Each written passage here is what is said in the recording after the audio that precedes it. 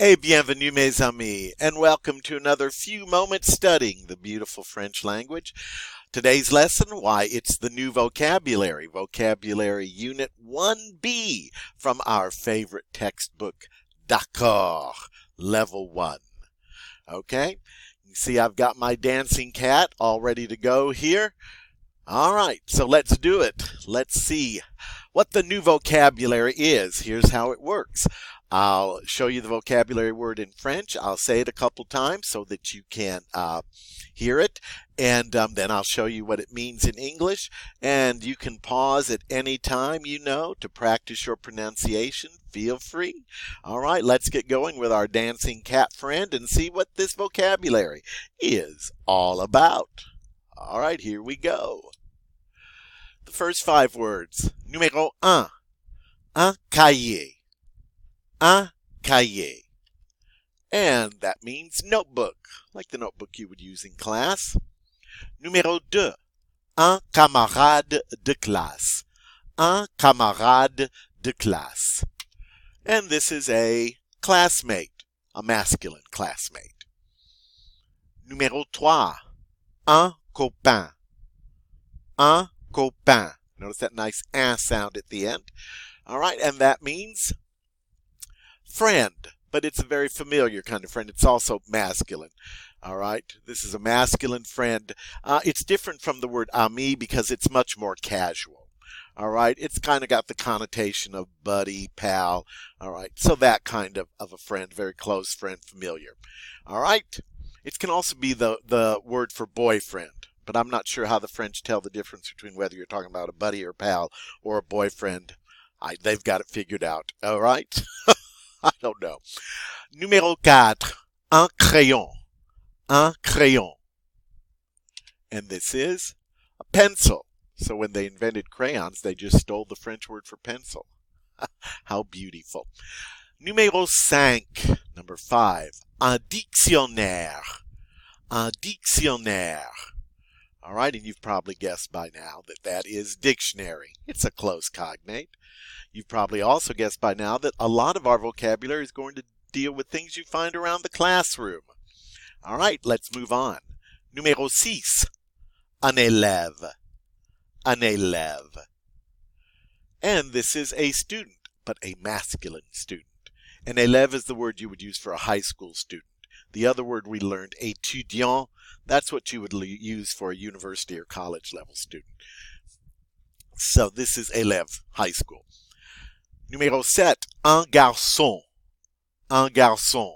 Notice the cedilla under the C to make it soft. And this is how you say boy. The next one, un homme. Un homme. And notice the H is silent, so we treat this word as though it begins with a vowel. And this is what a boy grows up to be. This is the word for man. All right, numéro 9. Un livre. Un livre. And that's how you say book. But notice it ends with an R. We do not say un livre. Don't do that. Numéro 10. Number 10. Un résultat. Un résultat. And that is result. All right, let's keep going. Numéro 11, un sac à dos. Un sac à dos. And that's how you say backpack. This word dos is the French word for back, so literally it's a sack on the back. All right, numéro 12, une calculatrice. Une calculatrice. And I'm sure you've guessed by now that this means calculator. And notice we have moved into feminine nouns. Numéro 13, une camarade de classe. Une camarade de classe. We've already had this in the masculine form. This is simply the feminine form. And that is classmate feminine. Notice the words itself do not change, only the article. All right. Numéro 14, une carte. Une carte. And that's how you say a map. Numéro 15. Une chaise. Une chaise. And that's the word for chair. All right. We continue on our journey. Numéro 16. Une classe. une classe. And of course, that's just how you say class. Numéro 17, une copine. Une copine. This is the feminine form of copain, so it means a friend, feminine friend, and this again is a very familiar term, pal, buddy. It's also the word for girlfriend. All right, 18, une corbeille à papier. Une corbeille à papier. And you can see with the word papier in there, it has something to do with paper. And you're right, it's a wastebasket. Wastebasket. Now, sometimes people just say une corbeille.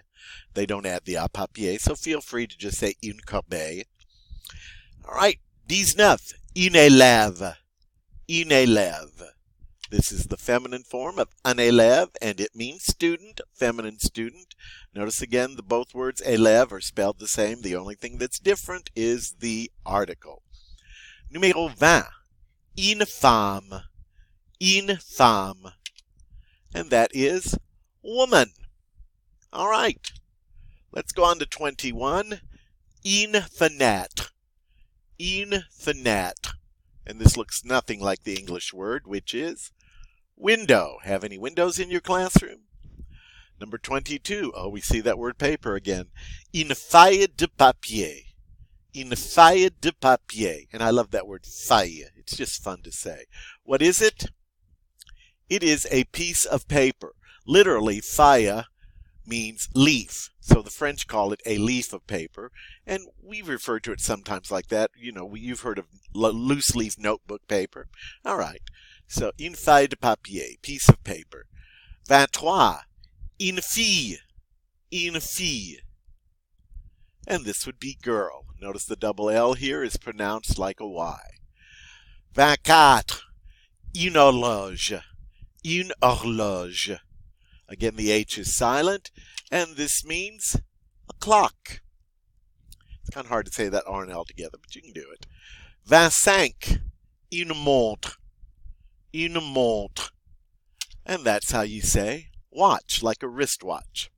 All right, so we've got the big clock and we got the little clock. Let's move on. 26, une porte. Une porte. And that's how you say door. Kind of see portal in there, right? 27, une salle de classe.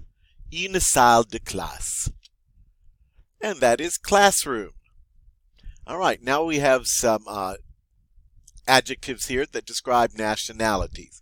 All right, and I've put the feminine ending in parentheses. So, 28, 28 is allemand. Allemand. In the feminine, allemande. Allemande. And that's how you say German.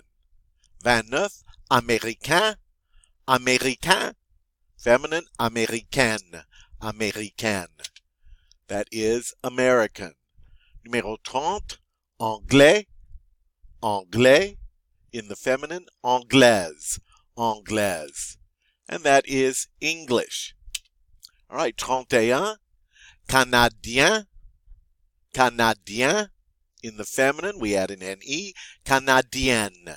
Canadienne. And of course, that is Canadian. 32, espagnol. Espagnol.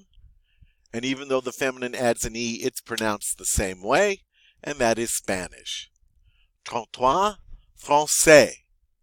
Français. In the feminine, française. Française. And that's how you say French. 34, 34, italien. Italien. Feminine, we add an N-E. Italienne.